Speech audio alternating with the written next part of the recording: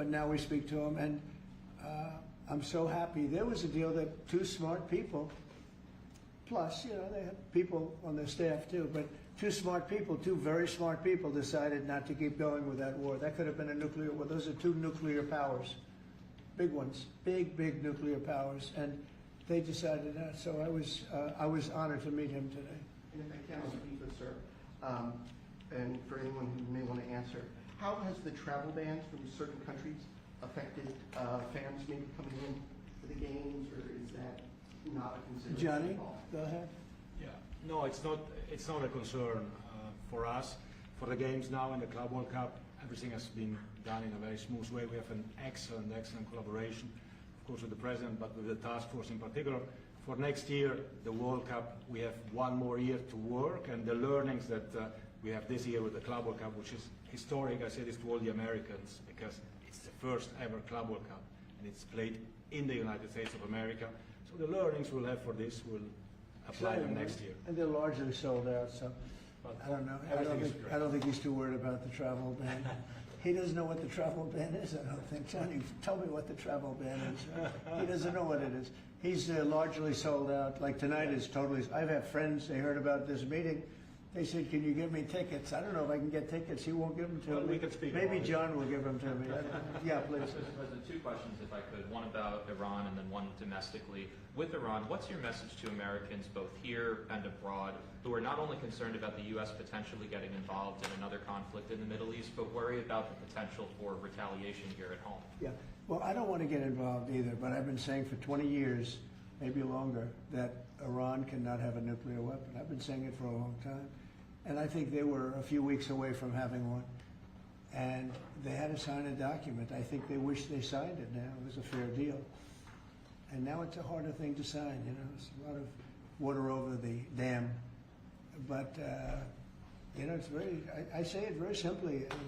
Iran can't have a nuclear weapon. Too much devastation.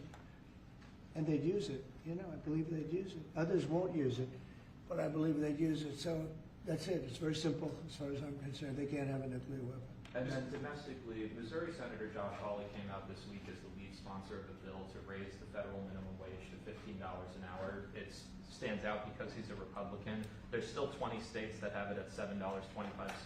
Do you support the legislation or the idea? Well, I haven't seen it. I'd have to speak to Josh. He's a very good friend of mine. That's interesting that Josh did that. I'm going to have to think about that one. Some people agree with it, some people don't. Some people say it really turns away business, restaurants close, and a lot of things happen. Other people agree.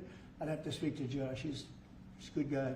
Mr. President, For the Iran, the possibility of an Iran deal, is the destruction or the dismantling of the Fordow nuclear enrichment center, is that a prerequisite for a deal? Is that a red line for you?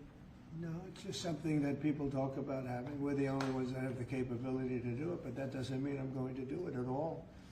We have the best military equipment in the world. You see that with this fight. We have planes that are undetectable, flying around like, nobody's able to see them stealth. You guys want to be stealthy tonight. You can be stealth, you'll never lose, right? But these are incredible planes and weapons. We have the best weapons in the world. By far, nobody close, and certain countries take advantage of that. Israel has incredible weaponry, so we'll see what happens. I've been asked about it by everybody, but I haven't made a decision. Mr. President, you talked earlier today about having daily conversations with Prime Minister Netanyahu. Yeah. How have those conversations weighed on you in terms of getting more involved? You've been lobbying for the U.S. to get more involved. Has that had an impact in kind of your evolution, sir? Look, we talk, and I'd like to see everything done. I would have preferred having just an agreement, a strong agreement, verifiable agreement. But it was such a shame. They were so close. Iran was very close to signing what would have been a very good agreement for them. And maybe that could still happen, I guess. They do want to come and see us. They want to see me in the White House. That's a big statement. But it's very late. Is it enough of a statement to hold off getting involved? We're going to see what happens. Look, we're going to see what happens. Ending it as soon as you can. would be good.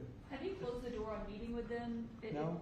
Okay, so it's still open to them coming here in your Yeah, eyes? I mean, they asked if they could come. We'll see if that happens. It's Mhm. not that easy for them to come. They can't get out. You know, they're in Iran, and in one case, the guy wanted to come so badly, but he can't get out because his bombs dropping all over the place. Have you seen the Tucker Carlson Senator Ted Cruz interview? It seems like this issue on whether or not the United States should strike is kind of dividing a lot of your supporters. No, my supporters are for me. My supporters are America first. They make America great again. My supporters don't want to see Iran have a nuclear weapon. Tucker's a nice guy. He called and apologized the other day because he thought he said things that were a little bit too strong, and I appreciated that. And Ted Cruz is a nice guy. I mean, he's been with me for a long time. I'd say once the race was over, he's been with me ever since, right? But very simple. If they think that it's okay for Iran to have a nuclear weapon, then they should oppose me, but nobody thinks it's okay. People that don't want, I don't want to fight either. I'm not looking to fight. But if it's a choice between fighting and them having a nuclear weapon, you have to do what you have to do. Maybe we won't have to fight. Don't forget, we haven't been fighting. We add a certain amount of genius to everything, but we haven't been fighting at all. Israel's done a very good job of that. But we'll see what happens. The bottom line is they can't have nuclear. And if I can't imagine that Ted Cruz says it's okay for Iran to have nuclear, including Tucker. I don't think Tucker says it's okay. The problem is then they get themselves into a thing. They don't want them to have nuclear, but then they say, well, we don't want to fight. Well, you're going to have to make a choice because it's possible that you're going to have to fight for them not to have nuclear. And it's interesting because I did ask Tucker, I said, well, are you okay with nuclear weapons being in the hands of Iran? And he sort of didn't like that. He didn't want to really, but he sort of didn't like that. And I said, well, if it's okay with you, then you and I do have a difference. But it's really not okay with him.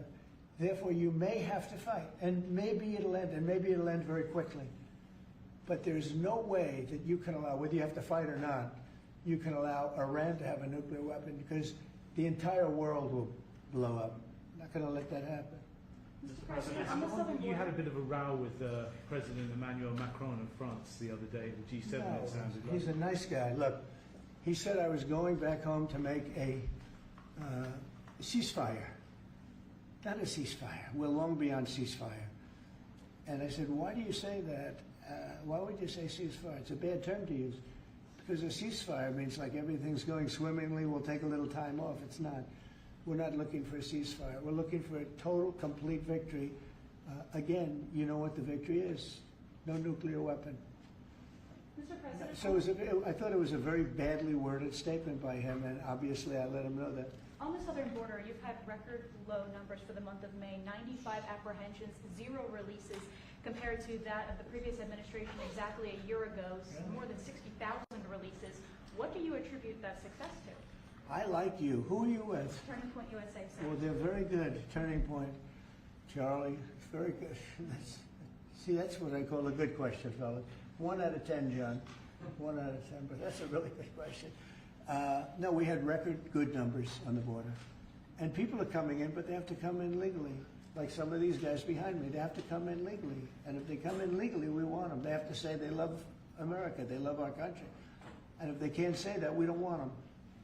Thank you very much. Very nice. Thank you very much, everybody. Thank you, press. Thank you. Thank you, guys. Thank you, guys. Thank you. Thanks. Thank you. Thank you, Mr. President. Thank you very much. Thanks. Pulitzer Prize. Fella, hey, Doug, take a good picture. Thank you, guys. Pulitzer Prize winner. Thank you, guys. New York Times. Can keep Pulitzer moving. Prize. Thank you. The Times is Thank the you, bad guys. part. Thank you, everybody. Keep moving. Keep moving, guys.